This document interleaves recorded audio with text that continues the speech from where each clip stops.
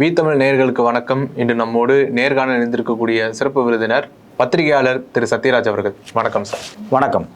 லோக்சபாவில் பார்த்தீங்கன்னா ராகுல் காந்தி இன்னைக்கு ரொம்ப காட்டமாக பேசியிருக்கிறாரு. ஆமாம், பட்ஜெட் கூட்டத்தொடர் தொடர்பாக பேசியிருக்கிறாரு. இதில் பார்த்தீங்கன்னா வரி விதிப்பு பயங்கரவாதம் அப்படின்னு பேசியிருக்கிறாரு. என்ன நடக்குது லோக்சபாவில்? இன்னைக்கு ராகுல் காந்தி பேசியிருக்க பேச்சு ரொம்ப ரொம்ப முக்கியமான ஒரு வரலாற்று முக்கியமான ஒரு பேச்சு. ஒட்டுமொத்தமாகவே அவருடைய கோபத்தை இந்த கடந்த 10 ஆண்டு கால மோடி அரசாங்கம் என்னென்ன செஞ்சது அப்படிங்கிறத பட்டியல் போட்டு காமிச்சிருக்காரு. அதில் ரொம்ப முக்கியமான விஷயம் அப்படின்னா வரி குறித்து பேசியிருக்காரு, அக்னிபாத் திட்டம் குறித்து பேசியிருக்காரு, அது மட்டும் இல்லாமல் வேலைவாய்ப்பின்மை குறித்து பேசியிருக்காரு, அது மட்டும் இல்லாமல் கார்ப்பரேட்டுக்கு கிடைக்கக்கூடிய சலுகைகளை பற்றி பேசியிருக்காரு. இந்தியா அப்படிங்கிற நாடு ஒரு 6 பேரால் ஆட்டிவிக்கப்பட்டு இருக்கு அப்படிங்கிற கருத்தையும் முன்மொழிகிறாரு. 3 நிறுவனங்கள் இந்த இந்தியாவை மிரட்டிக்கிட்டு இருக்கு அப்படிங்கிறத சொல்கிறார். இல்லை, முதல்ல லைனாக சொல்லணும் அப்படின்னா, அவர் பார்லிமெண்ட்டில் நேராக கேட்குறாரு, இந்தியாவை ஆண்டுகிட்டு இருக்கிறது 6 பேர் தான். அந்த 6 பேர் தான் இங்கே இருக்கக்கூடிய எல்லா முடிவுகளையுமே எடுத்துக்கிட்டு இருக்காங்க. அந்த 6 பேர் யாராருன்னு அவரே பட்டியலிடுறாரு. அவர் சொல்லக்கூடிய பேரை பார்லிமெண்ட் அவை குறிப்பிலிருந்து நீக்கியிருக்காங்க. அவர் யார் சொல்கிறாருன்னா அம்பானி அதானி சொல்கிறார். முதல்ல ஆர்எஸ்எஸ் தலைவர் மோகன் பகவத், அஜித் தோவல் இந்தியாவினுடைய பிரதமர் பாதுகாப்பு அலுவலகத்தினுடைய தலைவர், அப்புறம் மோடி, அமித்ஷா. இதில் பேச்சுவார்த்தை இது குறித்தெல்லாம் அவர் பேசும்போது பாராளுமன்றத்தில் அவை குறிப்பிலிருந்து அம்பானி அதானி அஜித் தோவல் பேரெல்லாம் நீக்கிட்டாங்க. ஏன்னா அதெல்லாம் ரொம்ப முக்கியமான பேர். யாருக்கு? மோடிக்கு. அந்த பேரெல்லாம் அவை குறிப்பிலிருந்து நீக்கிட்டு இதை மட்டும் வச்சுட்டாங்க. அதாவது மோடி, அமித்ஷா அப்படிங்கிறத மட்டும் வச்சாங்க. இதில் நம்ம கவனிக்க வேண்டிய விஷயம் என்ன அப்படின்னா, இந்த 6 பேர் ரொம்ப ரகசியமாக இந்த இந்தியாவை ஆண்டு கொண்டுட்டு இருக்காங்க. இது நெருக்கடிக்கு உள்ளாக்கப்பட்டு இருக்கு. 3 நிறுவனங்கள் அவர் சொல்கிறார். இன்கம் டேக்ஸு, இடி, அது மட்டும் இல்லாமல் சிபிஐ. இந்த 3 நிறுவனங்களும் நெருக்குதலை உட்படுத்திக்கிட்டு இருக்கு இந்தியாவுக்குள்ள, அதாவது கட்டவிழ்த்து விட்டப்பட்டிருக்கு அப்படிங்கிறது தான் சொல்கிறார். இதெல்லாமே அவர் பொலிட்டிக்கலாக சொன்ன ஸ்டேட்மெண்ட். ரொம்ப ரொம்ப ரொம்ப ஷார்ப்பாக அவர் சொன்ன ஸ்டேட்மெண்ட் என்ன அப்படின்னா, இந்த பட்ஜெட் 93% மக்களுக்கு சாதகமாக இல்லை அப்படிங்கிறார். அவர் சொல்லக்கூடிய அந்த 93% யார் அப்படின்னா ஓபிசி, எஸ்சி, எஸ்டி மக்கள். அப்போ குறைவான மேல் சாதியாக இருக்கக்கூடிய ஒரு குறிப்பிட்டவங்களுக்கு சாதகமான பட்ஜெட்னு அவர் சொல்கிறார். ஏன்னா பெரும்பாலும் பார்த்தீங்க அப்படின்னா, ஏன் அந்த வார்த்தையை அவர் சொல்கிறார் அப்படின்னா, இந்தியாவினுடைய முறைசாரா பொருளாதாரம் இருக்குது பார்த்தீங்களா, இந்த முறைசாரா பொருளாதாரத்தில் எம்எஸ்எம்இன்னு சொல்லுவாங்க, medium and small scale economy. இதில் இருக்கிறவங்க எல்லாருமே ஓபிசி, எஸ்சி, எஸ்டி சார்ந்தவங்க. இந்த ஓபிசியில், எஸ்சி, எஸ்டியில் அரசு ஊழியர்களாக இருக்கிறவங்க இருக்காங்க, அது வேற கதை. மிகப்பெரிய மில்லியனர் ஆனவங்க ஒரு சிலவங்க இருக்காங்க. ஆனால் எக்கானமியினுடைய இன்னும் சொல்லப்போனால் சிறு குறு பொருளாதாரத்தினுடைய மையமாக செயல்படக்கூடியது இந்த 3 கேட்டகரியான மக்கள் தான். இந்த சிறு குறு முதலாளி, இந்த சிறு குறு வணிகம் கடந்த 5 ஆண்டுகளில் மிக மோசமாக அழிக்கப்பட்டிருக்கு. போன வருஷம் மட்டும் 15,000 சிறு குறு தொழில் நிறுவனங்கள் மூடப்பட்டிருக்கு 2023-24. நீங்கள் இப்போ அதுக்கு முன்னாடி 5 வருஷம் இன்னும் மோசமாக சிறு குறு நிறுவனங்கள் அழிஞ்சிருக்கு. கோயம்புத்தூர் பக்கம் போய் பாருங்கள், திருப்பூர் பக்கம் போய் பாருங்கள். இந்த ஜிஎஸ்டி வந்ததுக்கு பிறகு, குறிப்பாக பருத்தி விலை அதிகமானதுக்கு பிறகு இந்த ஜிஎஸ்டியை கட்ட முடியாமல் அந்த மக்கள் அவ்வளோ கஷ்டப்பட்டுக்கிட்டு இருக்காங்க. ஏற்கனவே ஒரு டிமானிட்டைசேஷன் ஒரு செஞ்சார். பண மதிப்பிழப்பு 500-1000 ரூபா நோட்டை ஒழிச்சிட்டா கருப்பணம்லாம் ஒழிஞ்சிடும் அப்படின்னு சொன்னார். இப்போ தான் நம்ம ஒரு தேர்தலை செஞ்சிட்டோம். இந்த தேர்தலில் எந்த கட்சியுமே மக்களுக்கு காசு கொடுக்கலையா? எல்லா கட்சியும் மக்களுக்கு காசு கொடுத்தாங்க, பொருளை வாங்கி கொடுத்தாங்க, என்னென்னமோ வாங்கி கொடுத்துட்டு தான் இருந்தாங்க. கருப்பணம், அந்த கருப்பணம்லாம் எங்கே இருந்துச்சு? பாஜகவுக்கே இவ்வளோ கருப்பணம் வந்திருக்குல்ல, எக்கச்சக்கமான பணத்தை அவங்க வசூல் பண்ணியிருக்காங்க. 4 கோடி ரூபா மாட்டி நமக்கே நல்லா தெரிஞ்சுது. யார்? நயினா நாகேந்திரனோட 4 கோடி ரூபா தாம்பரத்தில் மாட்டுச்சு. அந்த 4 கோடி என்ன அன்அக்கௌண்டட் பிளாக் மணி தானே? அப்போ பிரதமர் மோடி நான் கருப்பு பணத்தை ஒழிக்கிறக்காக 500 ரூபா 1000 ரூபா நோட்டை நான் தடை பண்ணுன்னு சொன்னார். அது பொய். இன்னைக்கு கருப்பு பணம் அப்படியே இருக்கு. அவர் எதை தடை பண்ணுறதுக்காக இதை வேலையை பார்த்தாருன்னா, கருப்பு பொருளாதாரத்தை தடை பண்ணுன்னு சொன்னார் அவர். அதாவது அந்த கருப்பு பொருளாதாரம் அவங்க பாஷையில் சொல்கிறாங்க இல்லையா, அதனுடைய உண்மையான அர்த்தம் என்ன அப்படின்னா, medium and small scale industries இருக்குது பார்த்தீங்களா, சிறு குறு தொழில் நிறுவனம், அந்த நிறுவனத்தை நெருக்கடிக்குள்ளே கொண்டு வரதான் அவங்களோட வேலை. அதை சக்ஸஸ்ஃபுல்லாக செய்கிறக்காக அவங்க டிமானிட்டைசேஷன் கொண்டு வந்தாங்க. அதுக்கு பிறகு பார்த்தீங்க அப்படின்னா கொரோனா பாதிப்பு, இது இல்லாமல் ஜிஎஸ்டி, இப்போ கடைசியில் பார்த்தீங்கன்னா இன்ஃப்ளேஷன், இது எல்லாமே நேரடியாக யாரை பாதிச்சிருக்கு அப்படின்னா சிறு குறு தொழில் நிறுவனங்களை. இதில் இருக்கவங்க இதில் இருக்க 100% மக்கள் யார் அப்படின்னா பிற்படுத்தப்பட்ட ஒடுக்கப்பட்ட தலித் மக்கள். அப்போ இதைத்தான் அவர் ராகுல் மென்ஷன் பண்ணுறாரு. இந்த பட்ஜெட்டில் 93% மக்களுக்கு எதுவுமே இல்லை அப்படிங்கிறத, இந்த முறைசாரா தொழிலையும் அதில் இருக்கக்கூடிய மக்களையும் இதில் வேலை செய்யக்கூடிய தொழிலாளர்களை தான் அவர் மையப்படுத்தி சொல்கிறார். இது மட்டும் இல்லாமல் பார்த்தீங்க அப்படின்னா அந்த ஸ்பீச்லேயே, பட்ஜெட் ஸ்பீச்லேயே 2 விஷயத்தை சொல்கிறாரு. இந்த ஏர்போர்ட்டெல்லாம் இருக்குது பார்த்தீங்களா, இந்த ஏர்போர்ட்டாக இருக்கட்டும் இல்லை ரயில்வேஸாக இருக்கட்டும், இதை நீங்கள் தனியார் மையம் யாருக்கு? அம்பானி அதானிக்கு கொடுக்கறதுக்கு எல்லா வேலையும் பண்ணியிருக்கீங்க அப்படிங்கிறார். அந்த அம்பானி அதானி தான் A1 A2 அப்படிங்கிறார். இந்த A1 A2 இவங்களை பற்றி பாராளுமன்றத்தில் பேசவே கூடாது அப்படின்னு அவங்க சொன்ன பேர் இருக்குது பார்த்தீங்களா, அதை பார்லிமெண்ட்லேருந்து கட் பண்ணி எடுத்து வச்சுட்டாங்க. இந்த A1 A2க்கு தான் ரயில்வேஸும் விமானத்தையும் கொடுக்குறாங்க. அதை தான் அவர் சொல்கிறாரு. இது மட்டும் இல்லாமல் ரொம்ப முக்கியமான விஷயம் என்னென்னா, யங்ஸ்டர்ஸுக்கு வேலை வாய்ப்பே இல்லை அப்படிங்கிறார். இந்த பட்ஜெட்டினூடாக யங்ஸ்டர்ஸுக்கு நீங்கள் எந்த வேலை வாய்ப்புமே ஜெனரேட் பண்ணல அப்படிங்கிறார். ஆனால் அந்த பட்ஜெட்டில் வந்து பல கார்ப்பரேட் நிறுவனங்களில் வேலைக்கு போகிறதுக்கான ட்ரைனிங்கை, ஸ்கில் ட்ரைனிங் கொடுக்கறதுக்கு அமௌண்ட் எல்லாம் ஒதுக்கியிருக்கோம் அப்படின்னு பாஜகலாம் சொல்லிச்சு. நம்ம கேள்வி என்ன அப்படின்னா, நீங்கள் ஸ்கில் ட்ரைனிங்க்கெல்லாம் பணம் ஒதுப்புங்க, தப்பு இல்லை. ஸ்கில் ட்ரைனிங் முடிச்சுட்டு அவன் ஏதோ ஒரு கார்ப்பரேட் கம்பெனி தான் போய் வேலை பார்க்கணும். அந்த கார்ப்பரேட் கம்பெனியில் முதல்ல எம்ப்ளாய்மெண்ட் ஜென்ரேட் ஆயிருக்கா அப்படிங்கிறது தான் நம்ம கேள்வி. கடந்த 6 மாதத்தில் பார்த்தீங்க அப்படின்னா இந்தியாவில் இருக்கக்கூடிய பெரிய இன்ஸ்டியூட்னு சொல்லக்கூடிய IIM, IIT இது மாதிரி நிறுவனங்களில் படித்தவங்களுக்கே பெருசாக வேலை கிடைக்கல. அங்கேயே பார்த்தீங்கன்னா ரெக்ரூட்மெண்ட்டில் நிறைய சிக்கல்கள் இருக்குது. அப்போ சாதாரண நிறுவனங்களில் இன்னும் மோசமாக இருக்கும். இந்தியாவில் மிகப்பெரிய வேலைவாய்ப்பை ஜென்ரேட் பண்ணிகிட்டு இருக்கிறது சவுத் இந்தியா தான், இந்த தென்னிந்தியா தான். ஏன்னா நீங்கள் வந்து உத்தரப்பிரதேசமாக இருக்கட்டும், பீகாராக இருக்கட்டும், இல்லை நீங்கள் வந்து மத்திய பிரதேச சார்ந்தவங்களாக இருக்கட்டும், ஜார்க்கண்டை சார்ந்தவங்க, ஒரிசாவை சார்ந்தவங்க, பெங்கால் சார்ந்தவங்க எல்லாமே தென்னிந்தியாவை நோக்கி தான் படையெடுத்து வந்துகிட்டு இருக்காங்க. கேரளாவில் இன்றைக்கி வேலை பார்த்துருக்கூடிய முக்கால்வாசி பேர் பெங்காலிக்காரங்க தான், கிரவுண்ட் லெவல் லேபர்ஸாக இருக்கக்கூடியவங்க. ஸோ இப்போது வட இந்தியாவில் எந்த எம்ப்ளாய்மெண்ட்டுமே இல்லை. அதனால் அந்த பட்ஜெட் ஸ்பீட்டில் அவர் ரொம்ப முழுசாக எல்லாமே ஹிந்திலேயே பேசுகிறார். அவர் இங்கிலீஷில் பேசக்கூடிய நபர் தான், பார்லிமெண்ட்டில் நிறைய நேரம் இங்கிலீஷில் பேசுவார். பட் இந்த பட்ஜெட் ஸ்பீச் குறித்து பேசும்போது முழுமையாகவே ஹிந்தியில் அவர் பேசுறதுக்கு காரணம் இது வட இந்தியா முழுக்க போய் சேரணும் அப்படிங்கிறக்காக தான். வேலை வாய்ப்பை அவங்க உருவாக்கலை. 2014 இந்தியாவினுடைய வேலைவாய்ப்பின்மை 5.4% இருந்துச்சு. இப்போ 2024 9.2% ஆயிருக்கு. சென்டர் ஃபார் மானிட்டரிங் ஸ்டடீஸ் வந்து இந்த டேட்டா சொல்லிகிட்டு இருக்காங்க, centre for monitoring and Indian economy. ஆனால் இதே அன்எம்ப்ளாய்மெண்ட் டேட்டாவை அரசாங்கம் வெளியிட்டாங்கன்னு வச்சுங்களேன், குறைச்சி காமிப்பாங்க. ஏதோ அன்எம்ப்ளாய்மெண்ட் ரேட் வந்து பிரச்சனையே எல்லாம் இருக்க மாதிரி காமிப்பாங்க. இது வந்து வழக்கமாக பிஜேபிக்காரங்க இந்தியாவில் இருக்கக்கூடிய இந்திய அரசாங்கத்தால் உருவாக்கப்படக்கூடிய எல்லா டேட்டாஸ்லையும் இன்டர்பிரட்டேட் பண்ணும்போது தவறான புள்ளி விவரங்கள் கொடுக்குறாங்க. அரசாங்கத்தோட புள்ளி விவரங்கள் எல்லாம் வச்சுக்கிட்டு நம்ம ஒரு முடிவு எடுக்க முடியாது. இப்போ இந்தியாவினுடைய இது மாதிரி centre for Indian economy, monitoring for Indian economy மாதிரியான அமைப்புகளாக இருக்கட்டும், இல்லை ஐநா லெவலில் இருக்கக்கூடிய இன்டர்நேஷனல் லேபர் ஆர்கனைசேஷனாக இருக்கட்டும், இது மாதிரியான அமைப்புகள் இருக்காங்க பார்த்தீங்களா, இல்லை சர்வதேச லெவலில் அன்எம்ப்ளாய்மெண்ட் குறித்து இல்லை எம்ப்ளாய்மெண்ட் குறித்து சர்வே எடுக்கக்கூடிய பெரிய அமைப்புகள் கொடுக்கக்கூடிய டேட்டாஸ் தான் நம்ம கன்சிடர் பண்ணணும். ஏதோ மோடி அரசாங்கம் நிர்மலா சீதாராமன் கொடுக்குறதெல்லாம் நம்ம எடுத்துக்க முடியாது. அவங்க அன்எம்ப்ளாய்மெண்ட் ரேட்டு குறைவாக காமிப்பாங்க. ஆனால் உண்மையிலேயே அன்எம்ப்ளாய்மெண்ட் ரேட்டு 9.2% இருக்குது, வேலை இல்லாதவங்க. அதைத்தான் வந்து ராகுல் காந்தி கேட்குறாரு, நீங்கள் வேலை வாய்ப்பை உருவாக்கலையே அப்படின்னு கேட்குறாரு. இது மட்டும் இல்லாமல் கேஸ்ட் சென்செக்ஸ் எப்போ எடுக்க போகிறீங்க அப்படின்னு கேட்குறாரு. ராகுல் காந்தியினுடைய மிகப்பெரிய டிமாண்ட் என்னவா இருக்குன்னா ஜாதிவாரி கணக்கெடுப்பு தான். ஏன் அவர் ஜாதிவாரி கணக்கெடுப்பை இவ்வளோ தூரம் இருக்கவும் அப்படிக்கிறார் அப்படின்னா, இந்தியாவில் பெரிய கல்லூரிகளாக இருக்கட்டும், இல்லை பெரிய தொழில் நிறுவனங்களாக இருக்கட்டும், அதாவது அரசு நிறுவனங்களாக இருக்கட்டும், இதில் எல்லாத்துலேயும் பார்த்தீங்கன்னா குறிப்பிட்ட உயர் சாதியை சார்ந்தவங்க தான் இருக்கிறாங்க. ஒரு IIT IIM ப்ரொஃபஸர்ஸ்லேயே இல்லை சென்ட்ரல் யூனிவர்சிட்டி ப்ரொஃபஸர்ஸ்லேயே ஃபார்வர்ட் கேஸ்ட்னு சொல்லக்கூடிய உயர் ஜாதியை சார்ந்த பிராமண வகுப்பை சார்ந்த ஆட்கள் நிறைய அதிகமாக இருக்காங்க. அதே மாதிரி தான் இந்தியாவில் இருக்கக்கூடிய PSU, பப்ளிக் செக்டர் யூனிட்ஸாக இருக்கட்டும், இல்லை கவர்மெண்ட்டாக இருக்கட்டும், எல்லாத்துலேயுமே பிரதமர் அலுவலகத்தில் 97% பேர் உயர் சாதியை சார்ந்தவங்க தான். 3% கூட இல்லை OBC SC STன்னு ராகுல் காந்தி பேசுகிறார். அவரை பொறுத்த வரைக்கும் அவர் என்ன சொல்கிறாருன்னா, இந்தியா முழுக்க கேஸ்ட் சென்சஸ் எடுத்துருங்க, ஃபார்வர்ட் கேஸ்ட் எவ்வளோ இருக்காங்க, பேக்வேர்டு எவ்வளோ இருக்காங்க, நீங்கள் SC ST மக்கள் எவ்வளோ இருக்காங்க, எல்லாத்தையும் பிரித்து கணக்கெடுத்து 50% ரிசர்வேஷன் இருக்கு இல்லையா, அந்த லிமிட் இருக்கு இல்லையா, லிமிட்டை உடச்சிருங்க அப்படிங்கிறாரு. லிமிட்டை உடச்சி அதை தாண்டி போய்க்கலாம் அப்படிங்கிறாரு. நல்ல விஷயம் தானே. 100 பேர் இருக்காங்க, 100 பேரில் 30 பேர் தலித் மக்கள் இருக்காங்கன்னா 30% ரிசர்வேஷன் கொடுத்துருங்க. OBC மக்கள் இருக்காங்களோ அவ்வளோ ரிசர்வேஷன் கொடுத்துருங்க. ஃபார்வர்ட் கேஸ்ட் எவ்வளோ இருக்கோ அந்த ரிசர்வேஷன் அவங்களுக்கு ஒதுக்கிடுங்க. ஸோ இப்போ விஷயம் என்ன அப்படின்னு சொல்ல வராங்க அப்படின்னா, இந்தியாவில் ரிசர்வேஷன் முறையாக ஃபாலோ பண்ணப்படலை, அது ஒரு நியாயமே இல்லை. அதுக்கு முதல்ல நீங்கள் கேஸ்ட் சென்சஸ் எடுங்க, அதன் அடிப்படையில் ரிசர்வேஷனுடைய லிமிட்டை பிரேக் பண்ணுவோம் அப்படிங்கிறாரு. அதான் அவர் கேட்குறாரு. இந்துக்களை பாதுகாக்கணும், இந்துக்கள் தான் எங்களுக்கு முக்கியம், நாங்கள் இந்த கட்சியே இந்துக்களுக்குன்னு மாறுதட்டி சொல்கிறாருல்ல மோடி.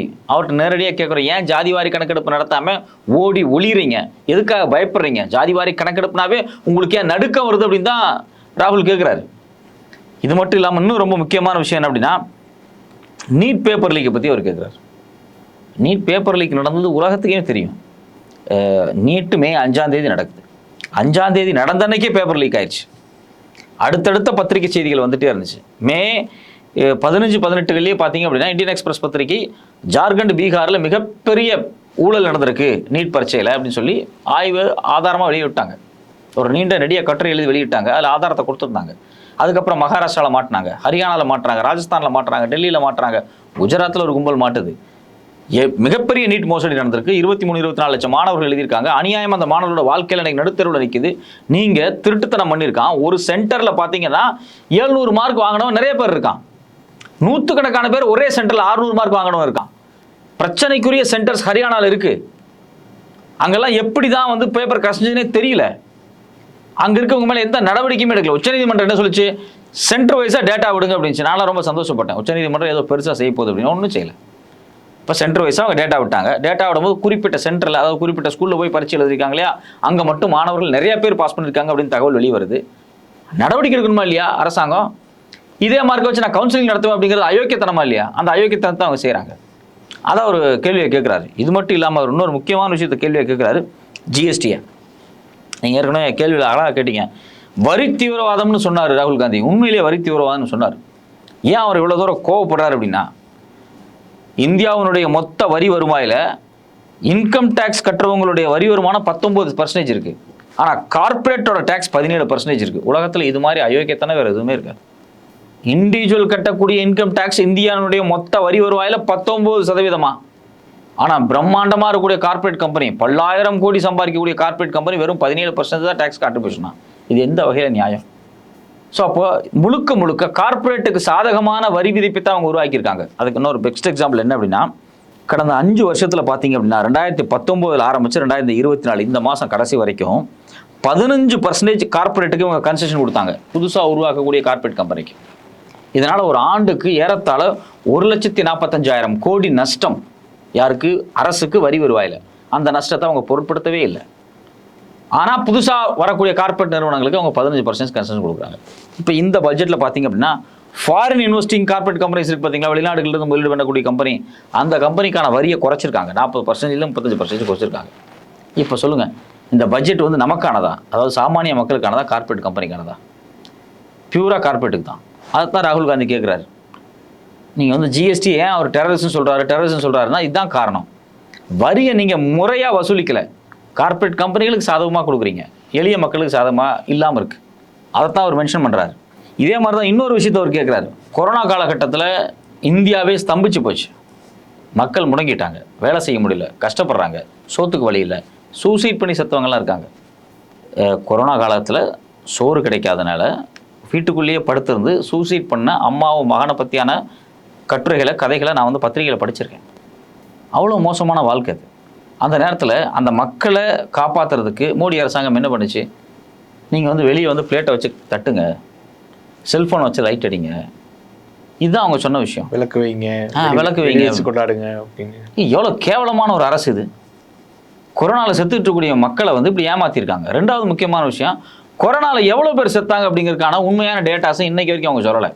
அரசு கொடுத்துருக்கூடிய டேட்டாஸுக்கும் சில தனியார் நிறுவனங்கள் எடுத்துருக்கூடிய டேட்டாஸுக்கும் நிறைய வேரியேஷன்ஸ் இருக்குது. சாவை மறைச்சிருக்காங்க இந்த அரசு. கொரோனாவில் செத்த மக்களுடைய சாவை மறைச்சிருக்காங்க. இது மட்டும் இல்லாமல் கொரோனாவில் போடப்பட்ட சில ஊசிகளில் சில பிரச்சனைகள் இருக்குது அப்படின்னு சொல்லி லண்டன் கோர்ட்டில் தீர்ப்பு வந்திருக்கு. முறையான நேரத்தில் தடுப்பூசி இவங்க தயாரிக்கலை. இது மாதிரி பல இஷ்யூஸ் இருக்குது இவங்க கொரோனா ஹேண்டில் பண்ண லட்சணம். அதை தான் அவர் கேட்குறாரு, நீங்கள் கொரோனா காலத்தில் இந்த மக்களுக்கு என்ன பண்ணீங்க? அவங்க வந்து கையில் வந்து பிளேட்டை விட்டு தட்டை தானே வச்சிங்க அப்படின்னு கேட்குறாரு. ஸோ அப்போ ஒட்டுமொத்தமாக பார்க்கும்போது இந்தியாவினுடைய வரி வருவாயில் மிகப்பெரிய மோசடிகள் நடக்குது.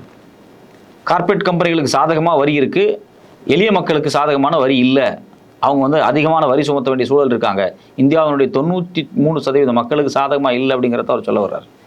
அன்எம்ப்ளாய்மெண்ட் ரேட் அதிகமாக இருக்குது, நீங்கள் ஏன் அதை மறைக்கிறீங்க? இன்றைக்கி வேலை இல்லாமல் கஷ்டப்பட்டுக்கிட்டு இருக்கான் அப்படிங்கிறத அவர் மென்ஷன் பண்ணுறாரு.